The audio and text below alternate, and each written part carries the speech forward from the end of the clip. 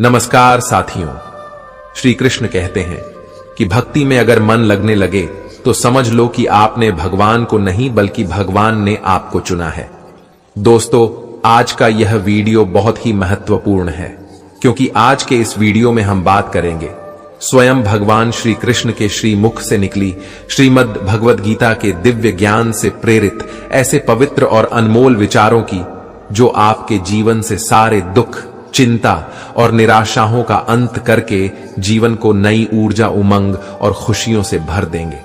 श्रीमद् भगवद गीता सिर्फ एक धर्म के लिए नहीं है, बल्कि इसे धरती के हर इंसान को पढ़ना और समझना चाहिए ताकि वह अपनी जिंदगी में सुख, शांति और सफलता को प्राप्त कर सके। कहा जाता है कि जिस घर में गीता का पाठ हर रोज पढ़ा जाता है या सुना जाता है, उस घर में भगवान श्री कृष्ण स्वयं आते रहते हैं। मित्रों, अगर आप भगवान श्री कृष्ण के इस बहुमूल्य ज्ञान का लाभ अधिक से अधिक लेना चाहते हैं तो श्रीमद् भागवत गीता से प्रेरित इस ज्ञान को पूरा अंत तक सुने और इन विचारों को आप हर रोज सुबह और रात में सोने से पहले जरूर सुने। तो चलिए सुनते हैं भगवान श्री कृष्ण के श्री मुख से निकले इन अनमोल विचारों को। श्रीमद् भागवत गीता में भगवान श्री कृष्ण कहते हैं कि हे अर्जुन, जो न कभी हर्षित होता है, न किसी से द्वेष करता है, न शोक करता है, न कामना करता है, जो शुभ और अशुभ संपूर्ण कर्मों का त्यागी है, वह ज्ञानी मनुष्य मुझको अति प्रिय है। मुझे पाने के 3 तरीके हैं, ध्यान योग, ज्ञान योग और कर्म योग, और इन सब में कर्म योग सबसे प्रधान है। जिस प्रकार मनुष्य अपने पुराने वस्त्रों को त्याग कर नए वस्त्र धारण करता है, ठीक उसी प्रकार आत्मा पुराने व्यर्थ शरीर को त्याग कर नए शरीर को धारण करता है। यही प्रकृति का नियम है। इस सत्य को स्वीकार करके भय मुक्त होकर आज में जीना चाहिए। जो मनुष्य मुझे जान लेता है उसके लिए संसार में और कुछ भी जानना शेष नहीं रहता। ऐसा मनुष्य जन्म मरण के बंधनों से मुक्त हो जाता है। जो मनुष्य भगवद गीता को पढ़कर उस पर अमल करता है, उसके सारे दुष्कर्म का प्रभाव समाप्त हो जाता है। जो भाग्य में है वह भाग कर आएगा और जो भाग्य में नहीं है वह आकर भी भाग जाएगा। जैसे हवा के झोंके नाव को भटका देते हैं, वैसे ही मनुष्य की इच्छाएं बुद्धि को भटका देती हैं। खुशी के लिए काम करोगे तो खुशी नहीं मिलेंगे, लेकिन खुश होकर काम करोगे तो खुशी जरूर मिलेंगे। यह चिंता छोड़िए कि लोग आपके बारे में क्या सोच रहे हैं। वे तो स्वयं इस चिंता में डूबे हैं कि आप उनके बारे में क्या सोच रहे हैं। बिना झुके खाली होना लगभग नामुमकिन है। अगर अंदर से अहंकार खाली करना है तो झुकना ही एकमात्र उपाय है। जहां तक दिखाई दे रहा हो वहां तक जाइए। जब आप वहां पहुंचेंगे तो आप और आगे देख पाएंगे। आंसुओं में वह खामोश दुआ है जो सिर्फ परमात्मा ही सुन सकता है। हम जो हैं उसके जिम्मेदार हम खुद हैं, और जो हम बनना चाहते हैं वह बनने की शक्ति हम अपने अंदर रखते हैं। जब कोई अपना अगला कदम पहचानने लगता है तब बड़ा परिवर्तन का आरंभ हो जाता है। अगर आसमान वाले से आपके रिश्ते मजबूत हो तो जमीन वाले आपका कुछ नहीं। बिगाड़ मन अशांत है और उसे नियंत्रित करना कठिन है, लेकिन शांत रहकर इसे वश में किया जा सकता है। भरोसा रखें। हम जब कहीं किसी का अच्छा कर रहे होते हैं तब हमारे लिए भी कुछ अच्छा हो रहा होता है। यूं ही नहीं होती हाथ की लकीरों के आगे उंगलियां। परमात्मा ने भी किस्मत से पहले मेहनत लिखी है। अच्छे व्यवहार का कोई आर्थिक मूल्य भले ही ना हो, लेकिन अच्छा व्यवहार करोड़ों दिलों को खरीदने की शक्ति रखता है। संयम हमारे चरित्र की कीमत बढ़ाता है, परंतु सच्चे मित्र और परिवार हमारे जीवन की कीमत बढ़ाते हैं। श्रीमद् भागवत गीता में भगवान श्री कृष्ण कहते हैं कि हे अर्जुन, वह जो वास्तविकता में मेरे उत्कृष्ट जन्म और गतिविधियों को समझता है, वह शरीर त्यागने के बाद पुनः जन्म नहीं लेता और मेरे परम धाम को प्राप्त होता है। वह व्यक्ति जो सभी इच्छाएं त्याग देता है और मैं और मेरा की लालसा और भावनाओं से मुक्त हो जाता है, उसे अपार शांति की प्राप्ति होती है। जिस मनुष्य के अंदर ज्ञान की कमी होती है और ईश्वर में श्रद्धा नहीं होती, वह मनुष्य जीवन में कभी भी आनंद और सफलता को प्राप्त नहीं कर पाता। ईश्वर ने हमें जो कुछ भी दिया है वही हमारे लिए पर्याप्त है, और यही एक अटल सत्य भी है। संयम, सदाचार, स्नेह एवं सेवा। ये गुण सत्संग के बिना नहीं आते। कोई एक महापुरुष आत्मा को आश्चर्य की भांति देखता है, वैसा ही दूसरा कोई महापुरुष ही इसके तत्व का आश्चर्य की भांति वर्णन करता है, तथा दूसरा कोई अधिकारी पुरुष ही इसे आश्चर्य की भांति सुनता है, और कोई तो सुनकर भी इसको नहीं जानता। श्री भगवान कहते हैं, दुख सुख को समान समझने वाले जिस धीर पुरुष को यह इंद्रिय और विषयों के सहयोग व्याकुल नहीं करते, वह मोक्ष के योग्य होता है। हमें किसी से भी अंधा प्यार नहीं करना चाहिए। हमारा किसी के प्रति अंधा प्यार हमें कभी भी आगे बढ़ने नहीं देता। खुद को इतना कमजोर मत होने दो कि तुम्हें किसी के एहसान की जरूरत पड़ जाए। जीत निश्चित हो तो अर्जुन हर कोई बन सकता है, किंतु जब मृत्यु निश्चित हो तो अभिमन्यु बनने के लिए साहस चाहिए। लोगों को इंप्रेस करने की कोशिश मत कीजिए, आप खुद को इंप्रूव कीजिए। लोग अपने आप इंप्रेस हो जाएंगे।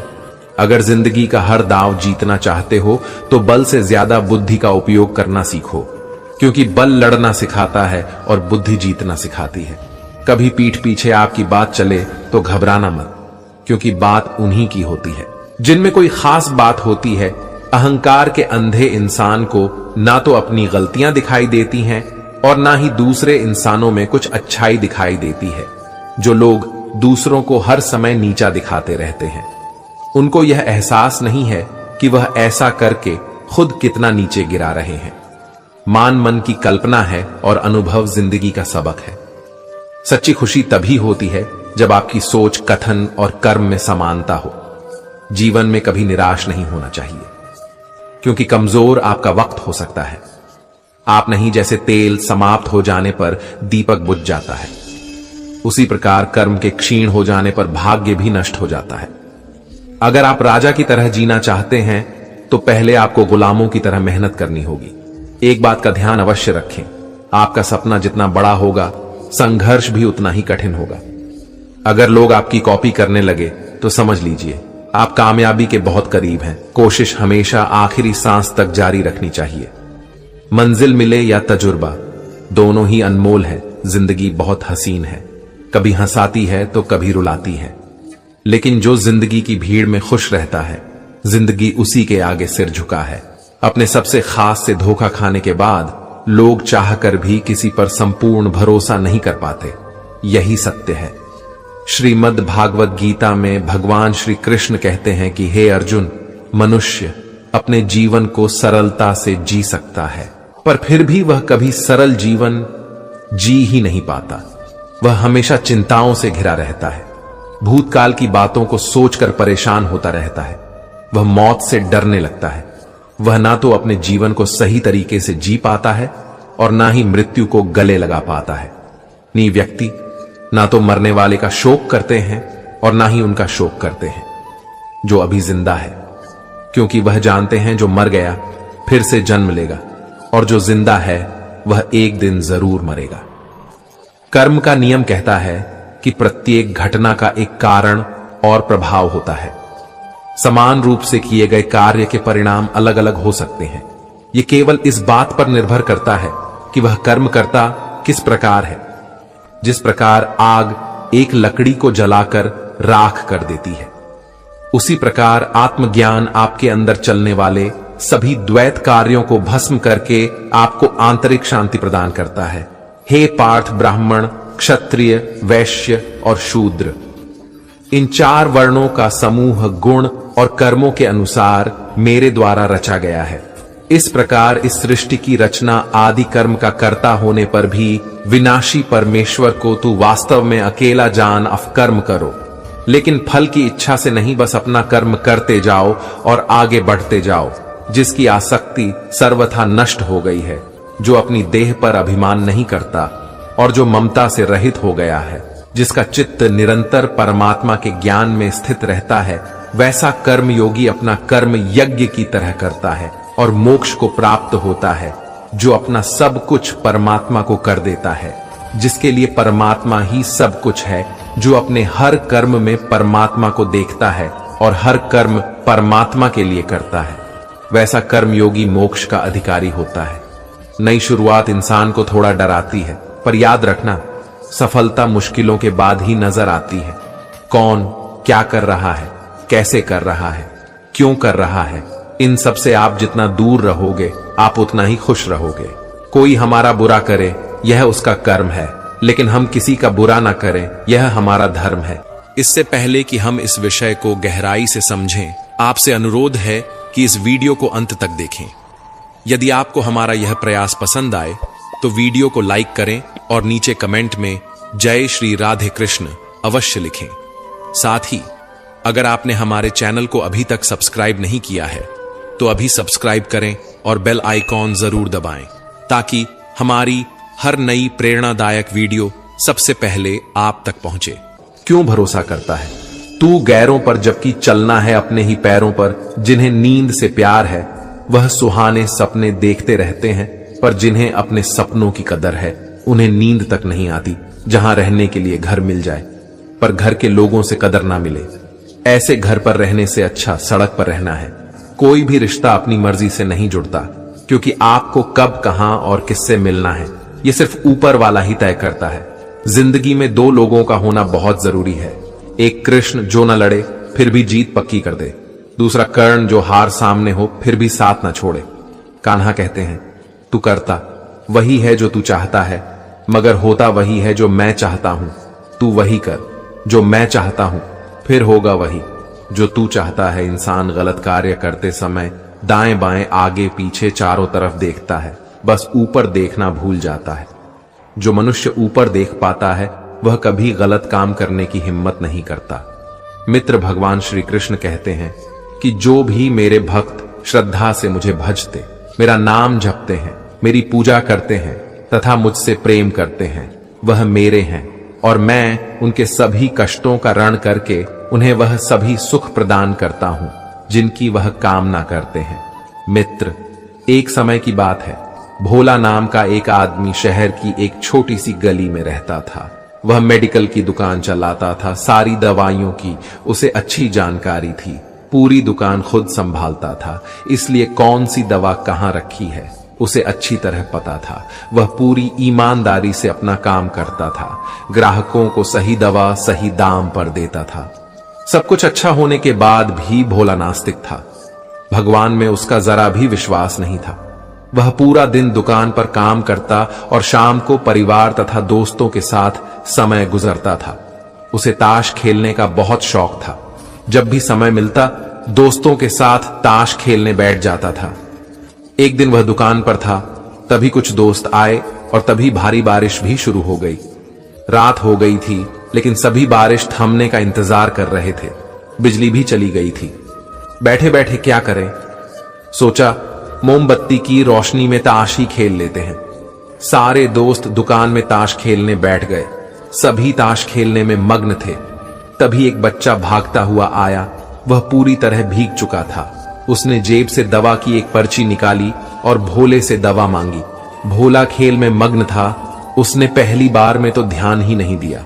तभी बच्चे ने जोर से आवाज देते हुए कहा, मेरी माँ बहुत बीमार है, सारी दवा की दुकानें बंद हो गई हैं, आप दवा देंगे तो मेरी माँ ठीक हो जाएंगी। भोला आधे अधूरे मन से उठा, पर्ची देखी और अंदाज से दवा की एक शीशी उठाकर उसे दे दी।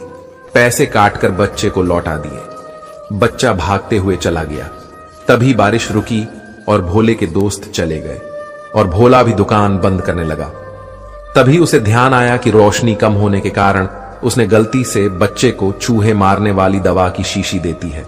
भोला के हाथ पांव फूल गए। उसका दिल जोर जोर से धड़कने लगा। उसकी 10 साल की नेकी पर मानो जैसे ग्रहण लग गया। उस बच्चे के बारे में सोचकर वह घबराने लगा। सोचा यदि वह दवाई उसने अपनी बीमार मां को दे दी तो वह अवश्य मर जाएगी। बच्चा भी बहुत छोटा होने के कारण उस दवाई को तो पढ़ना भी नहीं जानता होगा। एक पल वह अपनी इस भूल को कोसने लगा और ताश खेलने की अपनी आदत को छोड़ने का निश्चय कर लिया। पर यह बात तो बाद में देखी जाएगी। अब क्या किया जाए, उस बच्चे का पता ठिकाना भी तो वो नहीं जानता। कैसे उसकी बीमार मां को बचाया जाए। सच में कितना विश्वास था उस बच्चे की आंखों में। भोला को कुछ सूझ नहीं रहा था। घर जाने की उसकी इच्छा मर गई। दुविधा और बेचैनी उसे घेरे हुए थी। घबराहट में वह इधर उधर देखने लगा। पहली बार उसकी नजर दीवार के उस कोने में गई जहां उसके पिता ने जिद करके भगवान श्री कृष्ण की तस्वीर दुकान के उद्घाटन के वक्त लगाई थी। तब पिता ने कहा था, भगवान की भक्ति में बहुत शक्ति होती है, वह हर जगह व्याप्त है और हमें सदैव अच्छे कार्य करने की प्रेरणा देता है। भोला को वह सारी बातें याद आने लगी। आज उसने इस अद्भुत शक्ति को आजमाना चाहा। उसने कई बार अपने पिता को भगवान की तस्वीर के सामने हाथ जोड़कर आंखें बंद करते हुए पूजा करते देखा था। उसने भी आज पहली बार कमरे के कोने में रखी उस धूल भरी कृष्ण की तस्वीर को देखा और आंखें बंद कर दोनों हाथों को जोड़कर वहीं बैठ गया। कुछ देर बाद वह छोटा बच्चा फिर दुकान में आया। पसीना पोंछ हुए उसने कहा, क्या बात है बेटा, तुम्हें क्या चाहिए? बच्चे की आंखों से पानी छलकने लगा। उसने रोते रोते कहा, बाबूजी, मां को बचाने के लिए मैं दवाई की शीशी लेकर भागता जा रहा था। घर के करीब पहुंच भी गया था, लेकिन बारिश की वजह से आंगन में पानी भरा था और मैं फिसल गया। दवाई गिर गई। क्या आप मुझे वहीं दवाई की दूसरी शीशी दे सकते हैं? बाबूजी, बच्चे ने उदास होकर पूछा। भोला ने राहत की सांस लेते हुए कहा, क्यों नहीं, पर उस बच्चे ने दवाई की शीशी लेते हुए कहा, बाबूजी, मेरे पास तो पैसे नहीं है। उस बच्चे ने अब की बार जरा संभल कर जाना। भोला भगवान को धन्यवाद देता हुआ अपने हाथों में उस धूल भरी तस्वीर को लेकर अपनी धोती से पहुंचने लगा और अपने सीने से लगा लिया।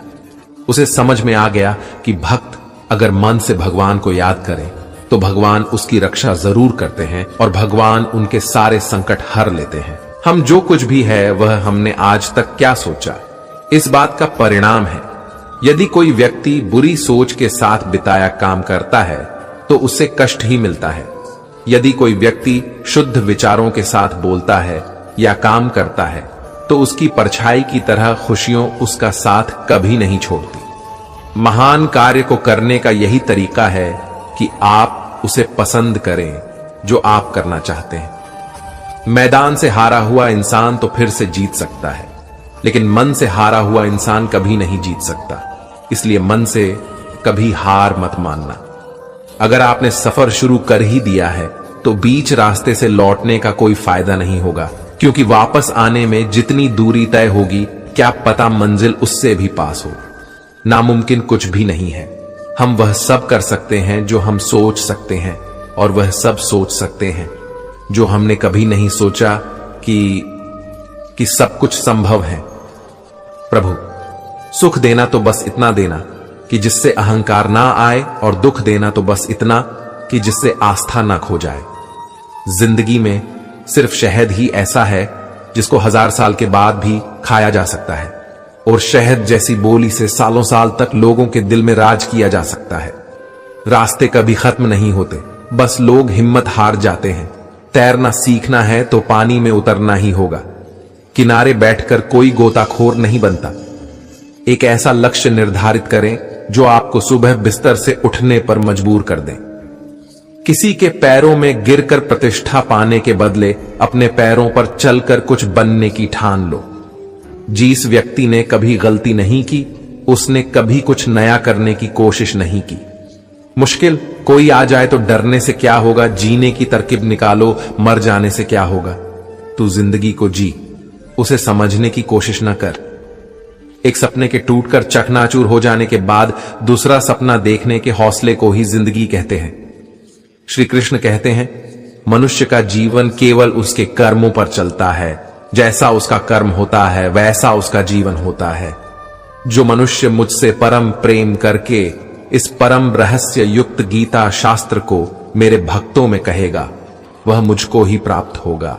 जो मनुष्य श्रद्धा युक्त होकर और दोषों से रहित होकर इस गीता शास्त्र का श्रवण करेगा वह भी सभी पापों से मुक्त होकर मेरे परम धाम को प्राप्त होगा। कान्हा कहते हैं, मैं धरती की मधुर सुगंध हूं, मैं अग्नि की ऊष्मा हूं, मैं सभी जीवित प्राणियों का जीवन और सन्यासियों का आत्म संयम भी मैं ही हूं। भगवान कहते हैं, जो मनुष्य गीता के इस रहस्य को भक्तों को धारण करवाता है और इसका विस्तार एवं प्रचार करता है वह मनुष्य मुझे अत्यधिक प्रिय है। मित्रों, मैं आशा करता हूं कि आपने इस वीडियो से बहुत कुछ सीखा होगा। वीडियो को लाइक और शेयर करके कमेंट में जय श्री राधे कृष्ण लिखना ना भूलें और ऐसे ही ज्ञानवर्धक वीडियो पाने के लिए हमारे चैनल को सब्सक्राइब करके घंटी जरूर बजा दें। भगवान श्री कृष्ण आपको हमेशा प्रसन्न रखे। जय श्री राधे कृष्ण।